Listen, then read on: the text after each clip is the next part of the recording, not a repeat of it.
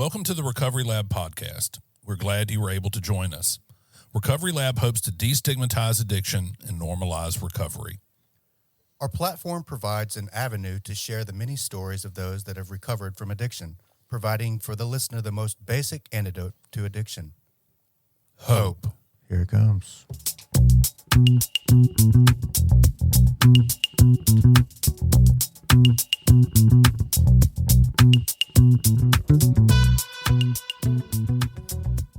All right, everybody, we're back. This is the Recovery Lab podcast series. I'm Drew Hassan. I'm Daniel Anderson. We are the Recovery Lab. This is episode number 90. It's very 90. impressive. 90. Oh my goodness. I'm impressed. Yeah. If I say so myself. Yeah. And let me just take a real quick second. Yes. We are super excited. Oh, let me do this here. We are super excited that Defining Wellness is sponsoring the episode today. We're grateful to them. We're grateful to all the wonderful things that they do to help people that are like you and I. And we certainly appreciate them helping out with this episode. So thank you so much. Yeah, we can personally attest to their physical place is nice. They've got horses and cold plunge. Yeah, we'll talk a little bit more about it about halfway through. All right, take it away. All right. We're joined by Maggie Sims. How are you? I'm good. How are y'all? You hanging in there this morning? I am. All right, I'm telling you, it's not so nerve-wracking. You can take a deep breath. No, you're doing great. You're doing great. Well, tell us a little bit about you. How are you? I'm good. Where are you from? What's your name? All that. Okay, I'm from Brandon. My name's Maggie Woodard. Okay, I'm sorry. I called you Sims. Yeah, well, that's my maiden name, Maggie Okay. Sims, but my ex-husband's name is Woodard, and so I just still have that last name. There Too you much go. trouble to change it at the social security. Yeah, if you don't office do and it all right, that. then it's a pain in the ass. So my sobriety date is April 7th, 2021. All right. That's the longest period of sobriety I've ever had. Wow, I'm just April 11th of 21. Nice. That's awesome. Yeah. I tried to get sober for 15 years and I couldn't, Well, it takes what it takes. We were It talking about that does. before. It does. What was the kind of thing what was the straw that broke the camel's back for you? It wasn't really about consequences this time. I was on federal probation, but that was like nothing in my mind. I'd failed drug test after drug test. It just really wasn't that wasn't really real. I woke up one day and was just like, I want to die. This is awful. Yeah. And it had been awful for a long time, but I still couldn't imagine not doing it, not being able to get high. And so one day I'm just like, okay, I can't get high, and not for the lack of trying. And I just can't go on like this anymore. Something's got to give, and so Did you go back to inpatient treatment? I did. I was never the type that could come. I've seen people do this, go to AA meetings and get sober. I had to be separated from it because, I couldn't go a day without it. Sure. So, I totally get that. Yeah, I'm right there with you. yeah. It's interesting. We've talked about this a lot on the podcast, how even when faced with knowing something is not going to do what we want it to do, how we still get high, even though it's not producing for us the effect we want. I can remember thinking, God, I don't want to do this. Why am I doing this? Why am I doing this? I don't want to do this. But knowing there was nothing I was going to do or nothing that could stop it, I knew it was going to happen anyways. I knew I was going to go through with it and do it.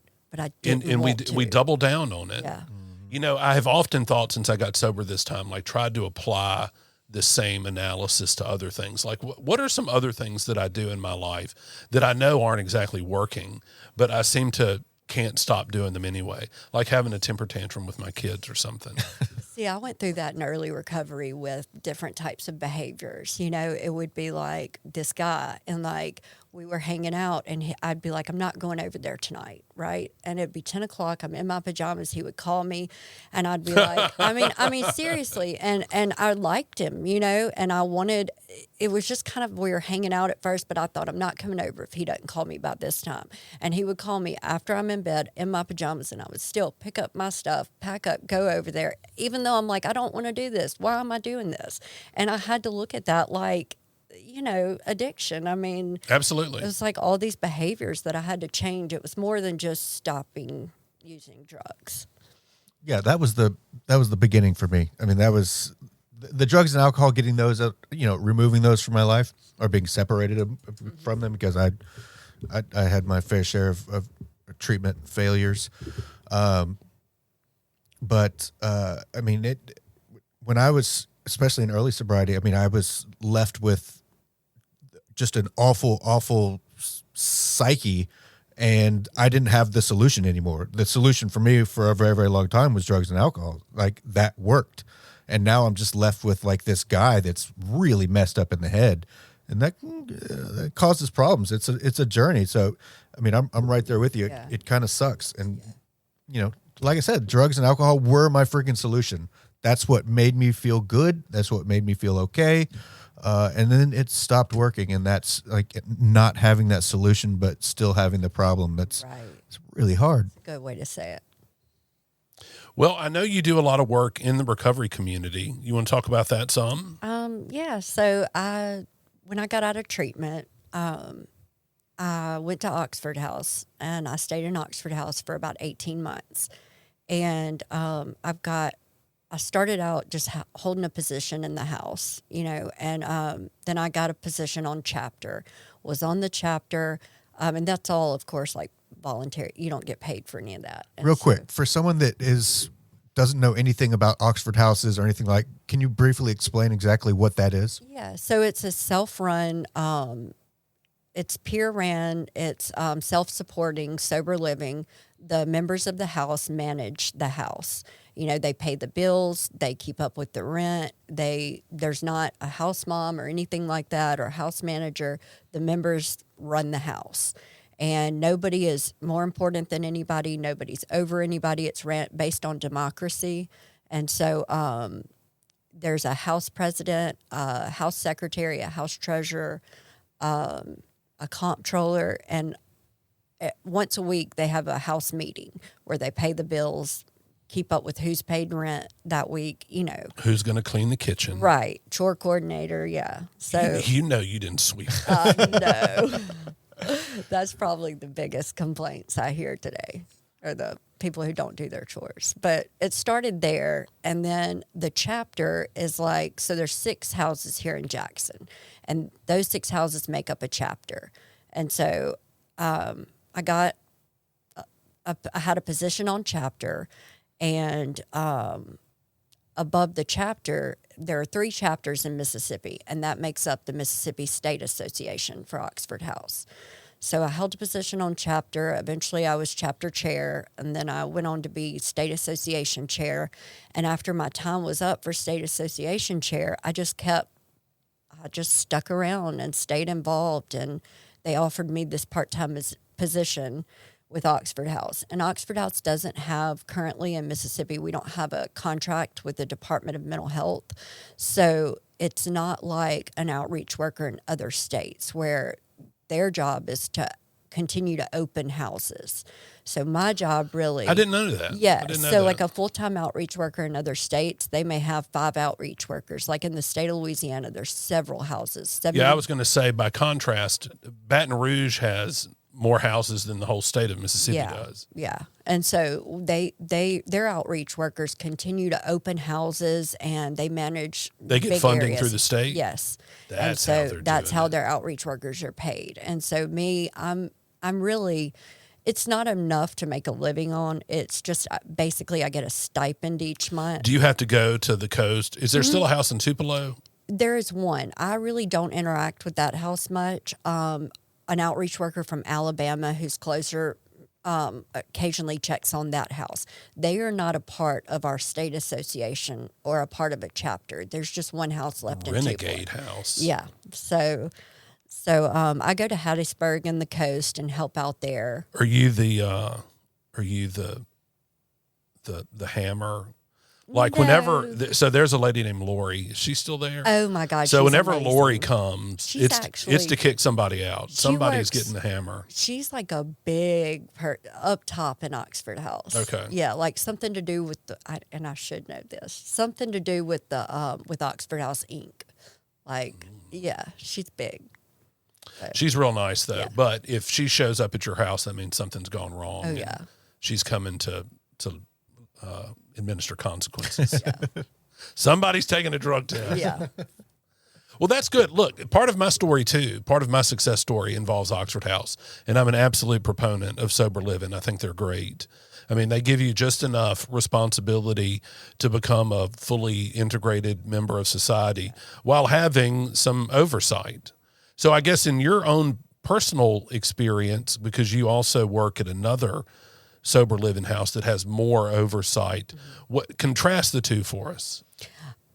Oxford House, so the PHP program at Defining Wellness, that was something I could have used right after treatment, probably in between that and Oxford House. But fortunately, I had a group of women at Oxford House this time who showed me what recovery looked like. But this is kind of Defining Wellness, the PHP program is kind of a next step after residential. More oversight. Right. And you know, I was the type in my addiction that it was hard for me to get out of treatment and go to an Oxford House and stay sober because there was too much freedom.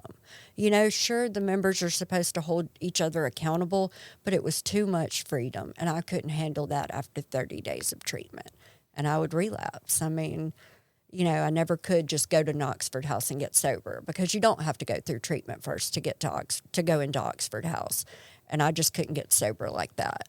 Well, if there could realistically be, and I don't even want to call it a criticism of Oxford House, but Yeah. you would certainly want to take into consideration the amount of freedom that it provides because it's a lot. Right. And you almost have to be self-disciplined to make it in Oxford House, you know, because there is nobody watching over you, nobody, you know what I mean? Like, I didn't know the definition of the word self-discipline when I first got sober. me either. I mean, I went to phase 4, which is basically the same thing that Copac that was at Defining Wellness before Defining Wellness. We had a phase 4. It's basically the exact same thing. I could not. I went back and forth like 3 or 4 times, and they were finally like, you know, Hit the Yeah. road. yeah. But I couldn't, like I was, and you know, I had all the solutions. You know, I knew what to Yeah. do. I knew what was needing to be done. But I wasn't ready. You know, I just wasn't ready. Look, you know, I don't know if I've ever asked a guest this. When I asked you to come on, or maybe Kimberly mentioned it to you, what were some things you thought we would talk about? And do you want to talk about those things? I didn't know really. She just asked me if I would do it, and I told her, I think this was like a couple weeks back, and I was like, let me think about it because the idea just made me super nervous. And just speaking makes me nervous in front of anybody. And so I really didn't know. I was just like, finally, she asked me a few weeks later, and I was like, all right, I'll do it. So I just assumed anything goes. Well, I mean, we don't want this to be an unpleasant experience for No. I mean, I just assumed It's would not be confession. No. Just recovery. I mean, kind of what. Well, what are some things you'd like to share with people? Because I know that there is, in recovery, you can't just run around being the cockiest, most prideful thing in the world. But you can. You can, but there are consequences. But I do think that there are things that we accomplish that need to be shared, not to be boastful about them, but because there's another Maggie out there who can't seem to get her shit together, who could probably benefit from hearing, well, this is what I did. So what are some things that you've been able to accomplish that you're proud of? The probably my biggest accomplishment that I'm proud of today is, and I'm going to try to say this without crying, is we need some Kleenex in here. We got them right here. Is building a relationship with my family and my children. You know, I lost all 3 of my children in addiction, and fortunately, I had family who stepped in, and it wasn't even like I tried to get sober to get them back. Like, sure, I'd go to treatment because I lost them, and that was catastrophic, and that, looked like it required treatment. So I would go to treatment. But, I never really got them back. And my son, my ex-husband's wife went on to adopt my son, and my sister and her husband adopted my 2 little girls. And then when I was getting sober, my ex-husband and his wife were going through a divorce, and my sister and her husband were going through a divorce.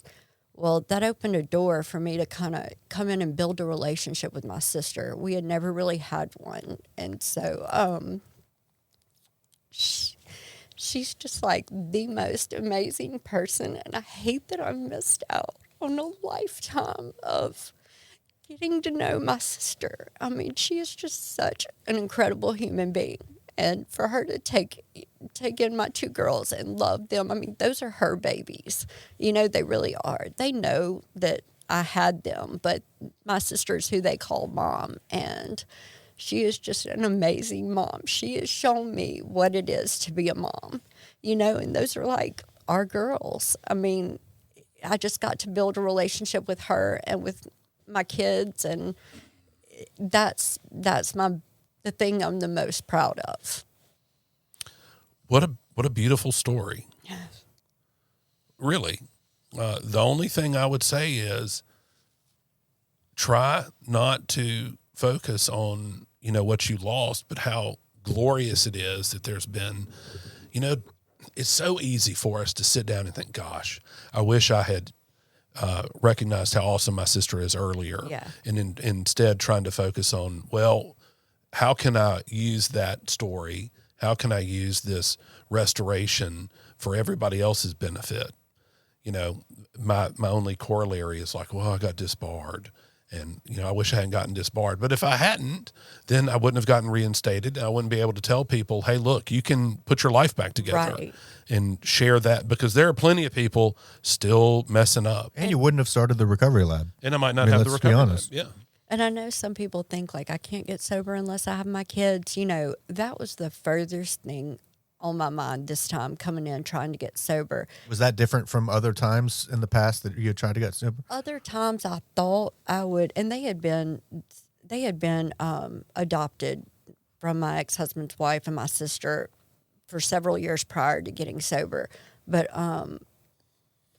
at times I would think I was going to treatment to try to get them back. But the truth is, I was too selfish to really do anything like that, to try to get my kids back. That wasn't important to me at the time. And as horrible as that may sound, that's just the truth.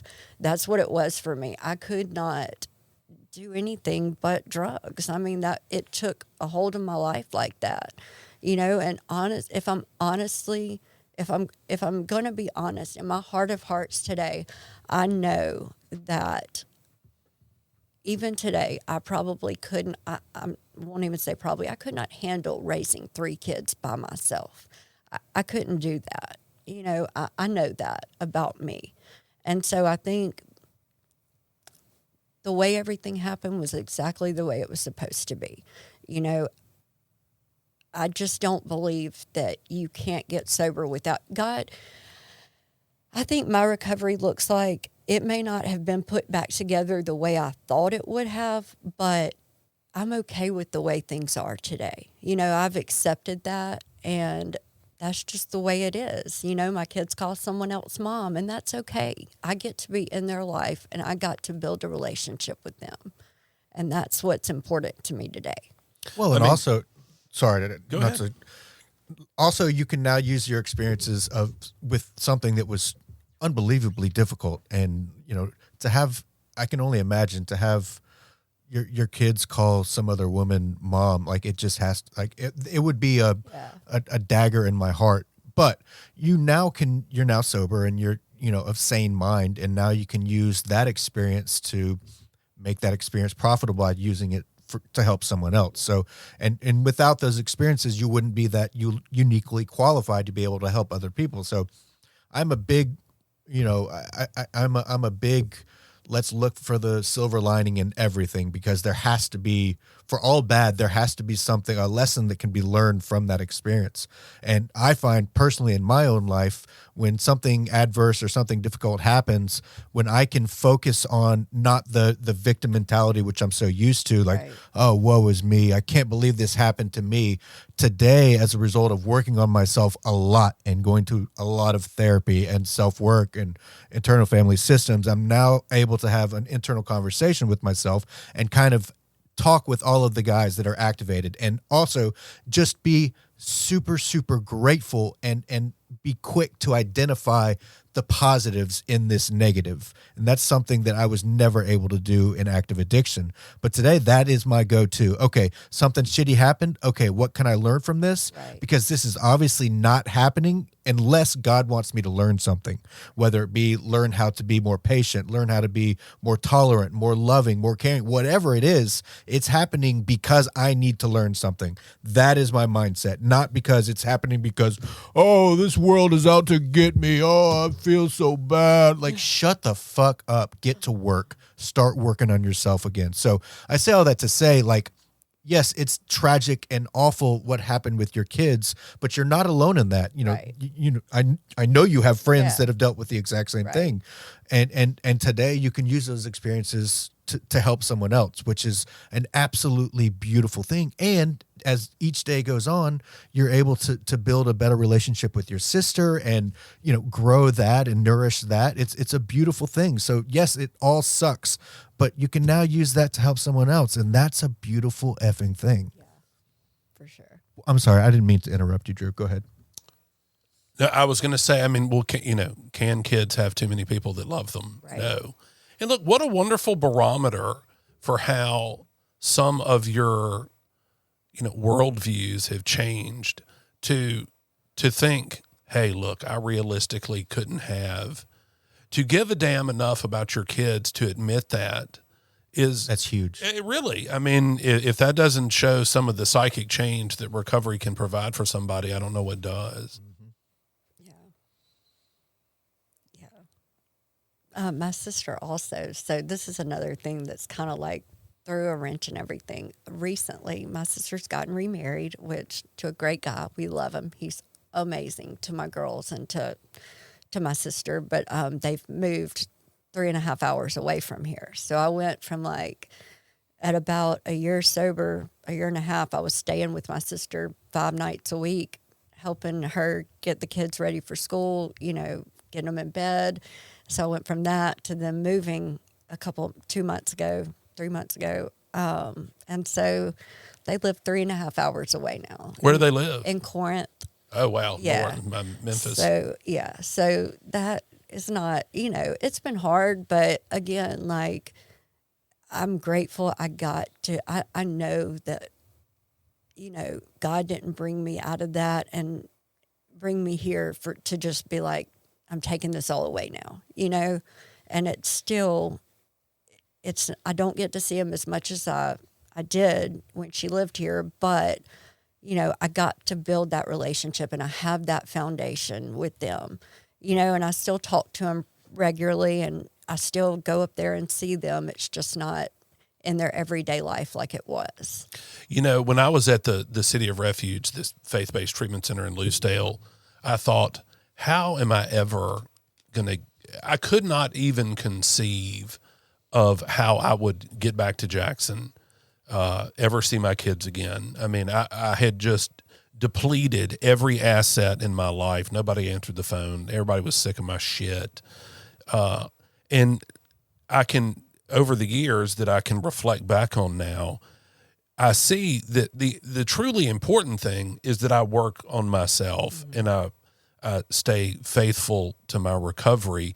And it seems that things seem to work out. Right. It's amazing to me how good things happen to alcoholics and drug addicts that stay sober, and as evidenced by my life. And, I'm sure that this has got to be I don't want to call it a crossroads, but it's certainly a demarcation in your life map. Yeah. And Well, I used that for a long time. I used my kids as an excuse to, Right.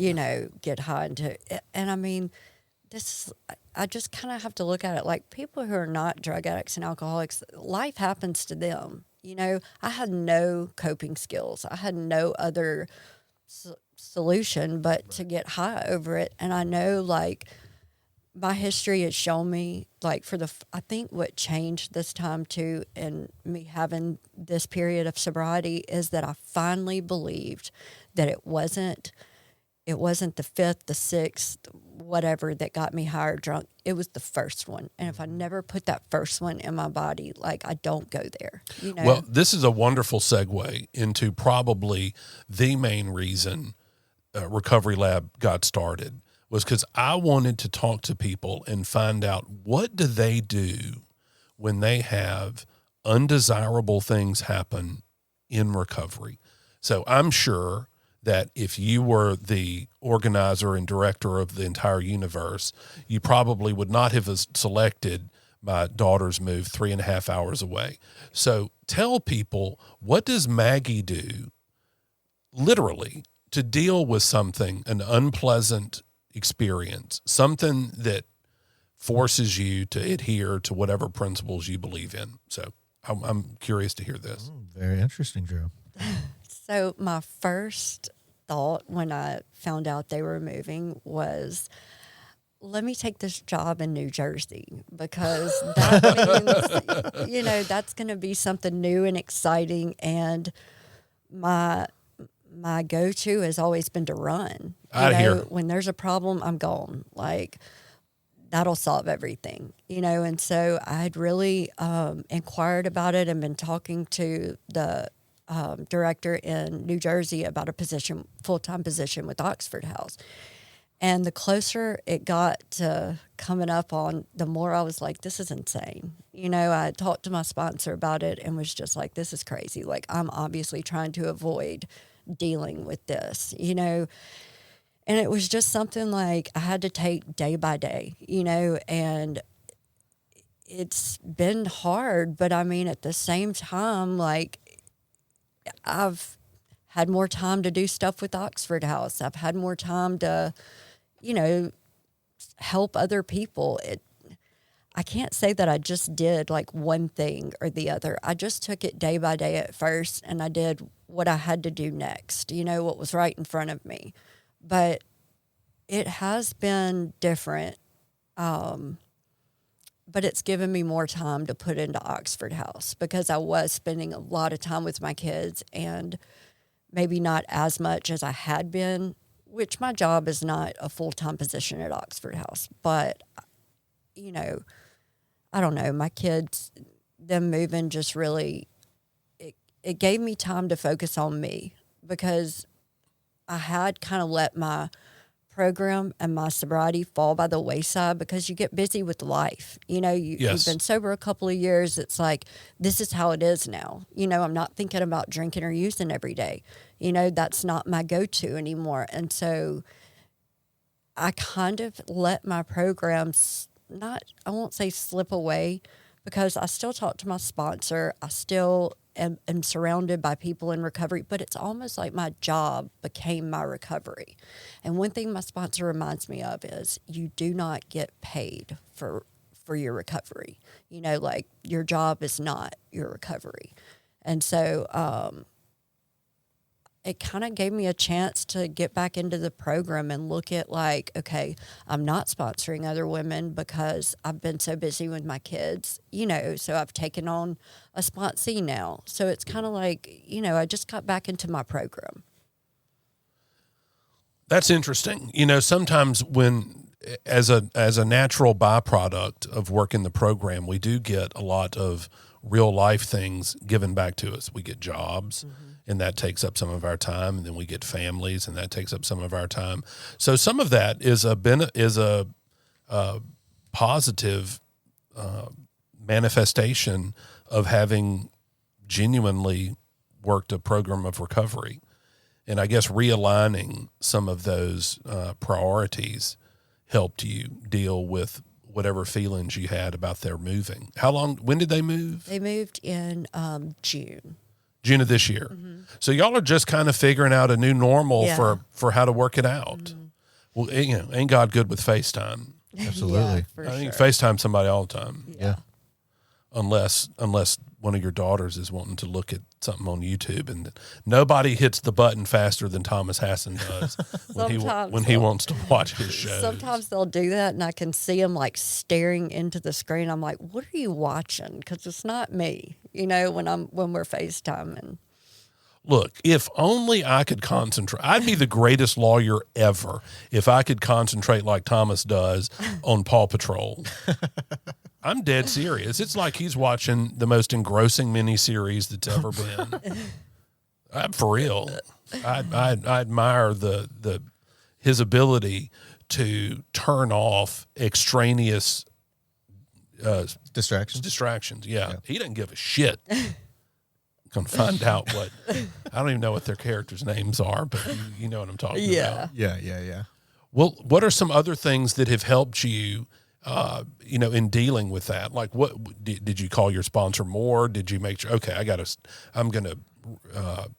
well, you mentioned having a sponsee. How does that? That's good. We meet on Sundays, and we've just started going through the book, and this is the first time I've had a sponsee in a while. So it really kind of helped me get back to the basics because, I know what it was like for me when I first got sober and I got that connection with the higher power. And I was like, I felt like I had this spiritual, this just centeredness, and that was an amazing feeling. One, I couldn't get through church. One, I couldn't get through whatever. I know I got that by spending time each morning, with my higher power. And that was a really good feeling. And I kind of lost that connection along the way because I did get busy with life and I forgot like what it was that got me to this point. What the things I was doing to get to that point, I had kind of stopped doing. And it was just like I was on autopilot. And so this has kind of given me time to just sit down and really get back to basics. Reorder your recovery Right. / life. Real quick, workload. speaking of sitting down and getting back to the basics, let me just do this real quick and just do this real quick. All right, so as discussed at the beginning of the program, this episode is sponsored by Defining Wellness Centers in Brandon, Mississippi. We had the opportunity, they invited Drew and I out not too long ago to take a tour of the facility and kind of talk with them and can kind of see what they're all about. And I got to say, I was completely blown away. They have cold plunge, which, if you guys listen, I'm a big fan of cold plunging. They have red light therapy. They have, what was that, like an oxygen, like infusion bar. And they just, it's a wonderful place to be able to go and, like you said, sit down and get back to the basics. Because when I came in, when I was, at the end of my addiction, there was no peace. There was no sitting down. I was going. And being able to sit down in a place where everybody's kind of there doing the exact same thing. Everybody there is there to get help. And then when you use, when you surround those people with employees or associates that are dedicated to, that have gone through the same thing and are dedicated to helping those people experience the joy and peace that they've now experienced. It's a beautiful thing. And you can really increase the likelihood of a successful outcome. Yeah. By staying sober and, what I call being removed from your epicenter of poor choices. Mm-hmm. Sometimes we need to go to inpatient treatment. Yep. So thank you again, guys, for sponsoring this episode. Thank you to Daniel Pfeiffer. You're a good dude for letting us, for helping us out here. And go check them out. Oh, also, finally, there's a QR code on your screen right now. If you are watching the live stream live or in the future, all you have to do is take a picture of that QR code and it will take you directly to their website. So you don't have to fondle around and try to find their website. Yeah, QR codes are really amazing. I know. So go check them out. If you're in need of a place to go that really knows how to help people, go check them out. They're phenomenal people. And then when you get out, Maggie can get you an Oxford House. Absolutely. That's what Got it's all you, about. got you covered, son. No excuses. Well, what are some other things that you're curious about or would like to talk about? Or okay, what about this? What have been the top two? We won't make this list too large. What are the top two things you do in your everyday recovery life that seem to be the most meaningful? One is probably, and the most important one is probably get up in the morning and spend that quiet time before, well, in my case, I work nights, so it's usually the afternoon. Spend that time, set aside some time to just spend, getting ready for the day in meditation. How does prayer. working at night impact your life? Right. It's not for everyone. I just, When do you go to bed? sometimes at 9 in the morning, sometimes at noon. Oh my gosh. Yeah. What time do you have to be at work? At 11 p.m. Damn. What? Oh no. So your morning meditation is at Sometimes, 7 or 8 at night. yeah. But I still like to refer to it as morning meditation. Sure, of course. Yeah. Of course. Yeah.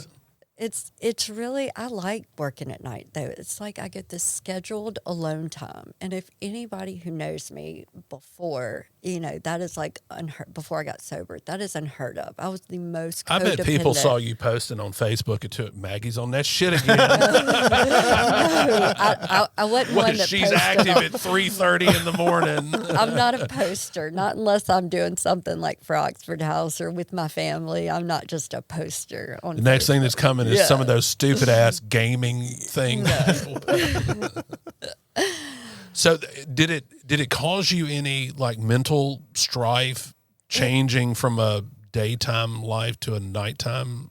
It's still hard, but How long have you been doing the night shift? only since July. Oh. Yeah. So yeah. you're still trying to make it normal too. right. And is right. it like a 5-day-a-week thing? Is Yes. it okay? So, So it's, and it works for my kids, like when I go see my kids, because it's, So this feels like midnight to you right now. well, I sleep regularly on the weekends. I sleep normally on the weekends, like a normal schedule on the weekends, but then I go back to, so like I slept last night. I got up about 10 this morning, and I'll stay up until I have to be at work at 11 tonight. I go in at 11. I will get off at 7, and I will probably go to sleep like right when I get home tomorrow. It just kind of, there's no. Do you have blackout curtains? Yes. I bet you do. Yes, I do. And a weighted sleep mask, so that helps. Weighted sleep mat. I don't know about nice. that. It's nice. It helps for sure.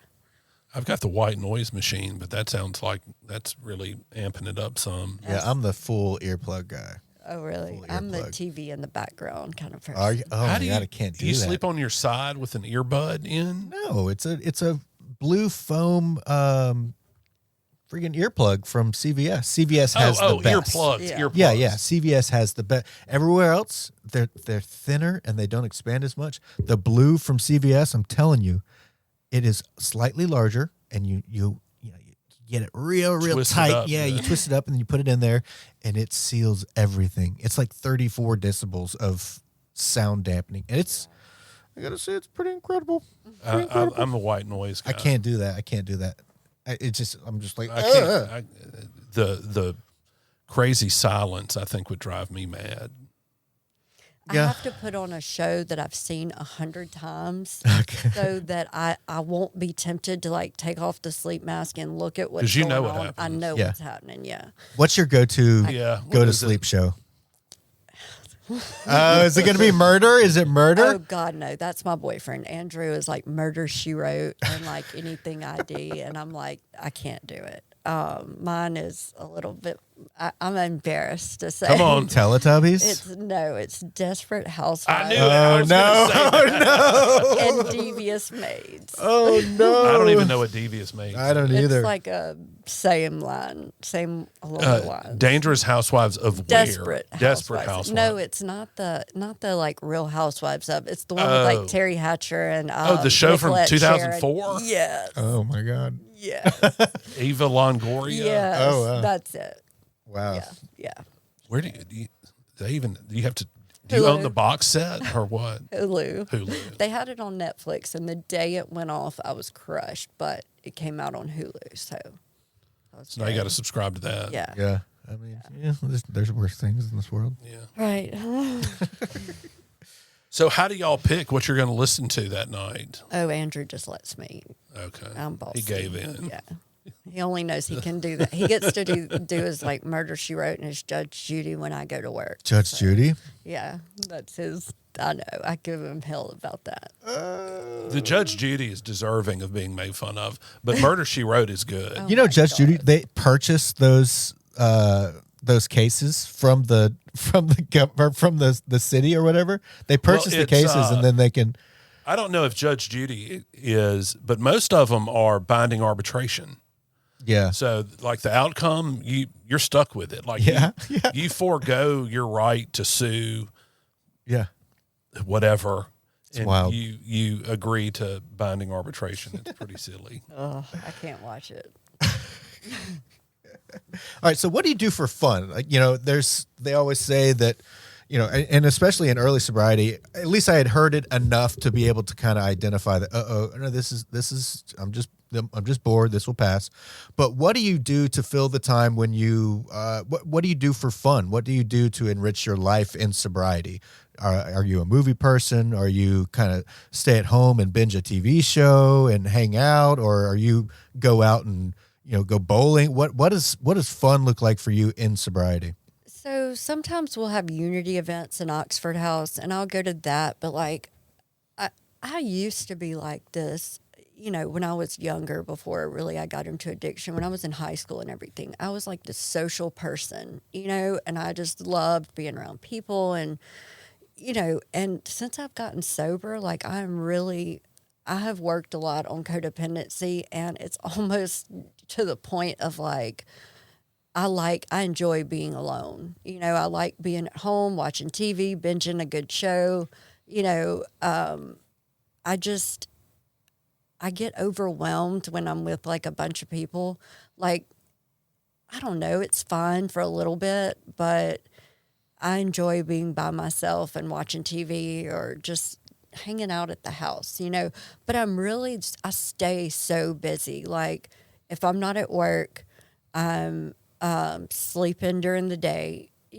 I'll get up, I'll maybe go to a meeting a few times a week. I clean office buildings on the weekends. So like, I'm like constantly doing something, like I did not know I had this work ethic in me. And I think my dad was probably surprised to learn that too, because it was always like, I need money for this. I could not hold a job in addiction. That was my story. I couldn't. I mean, I don't even know how I made it this long. Like I could not hold a job. And so,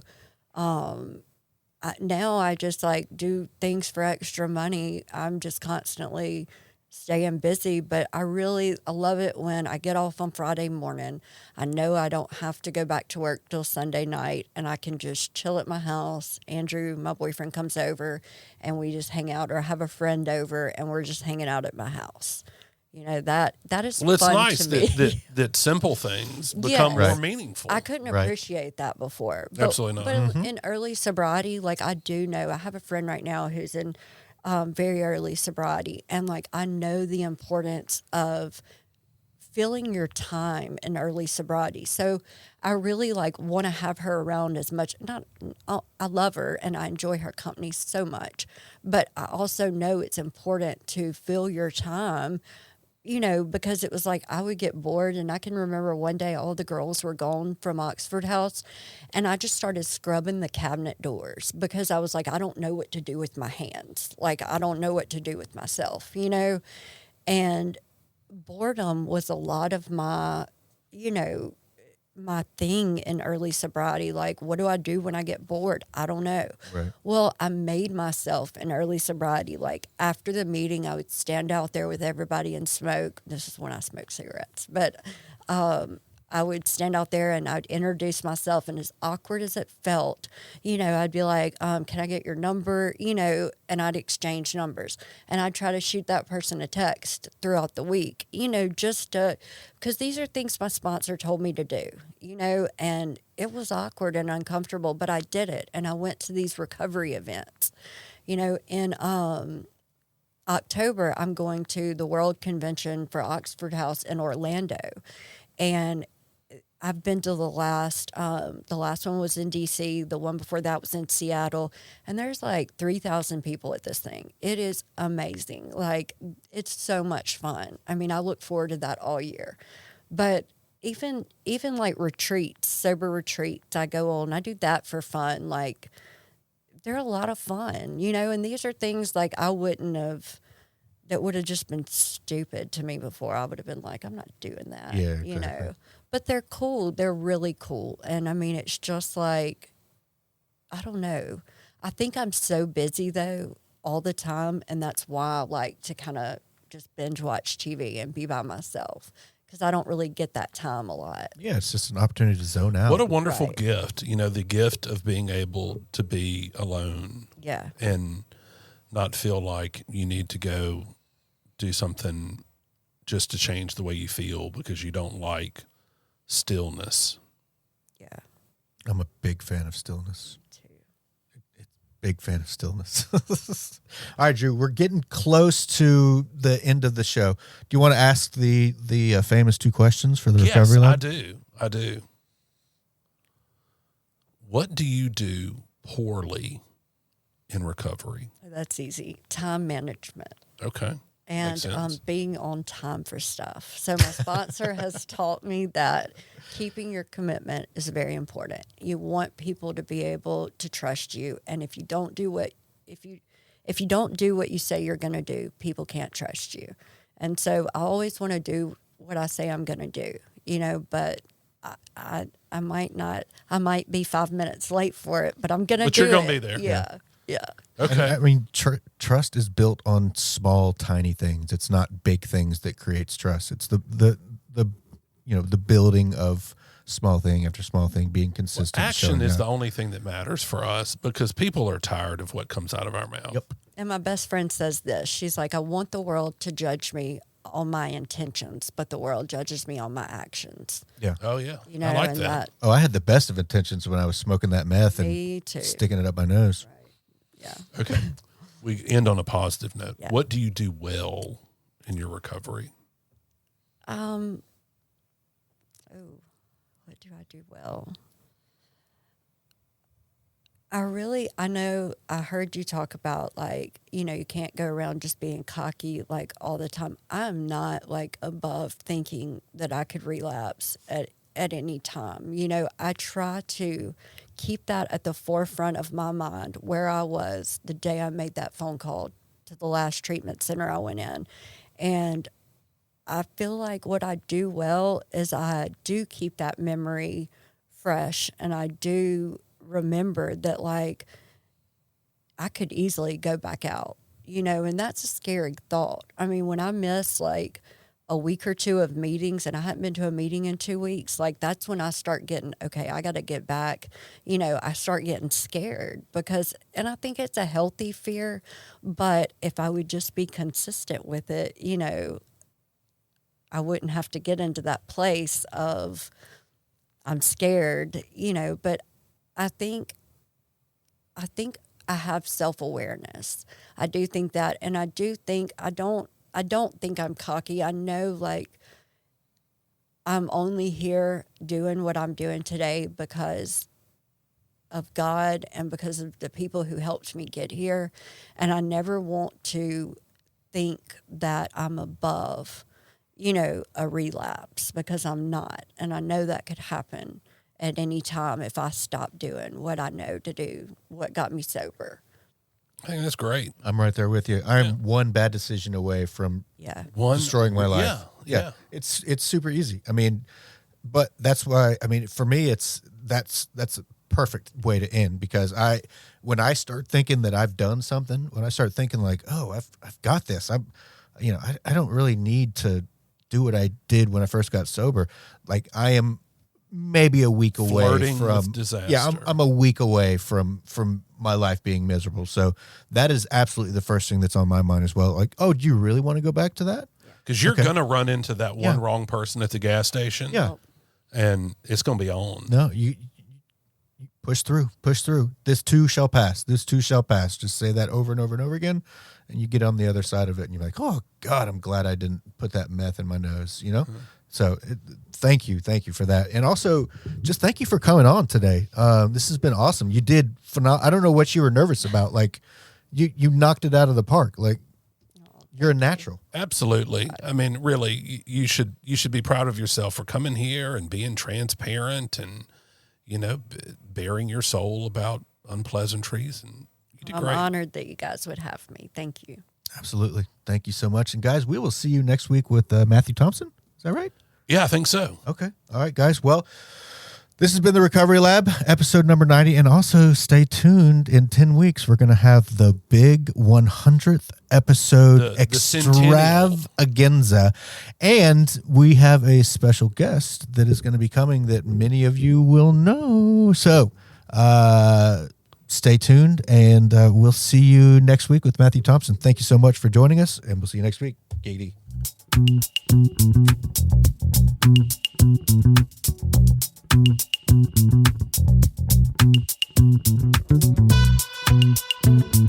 you.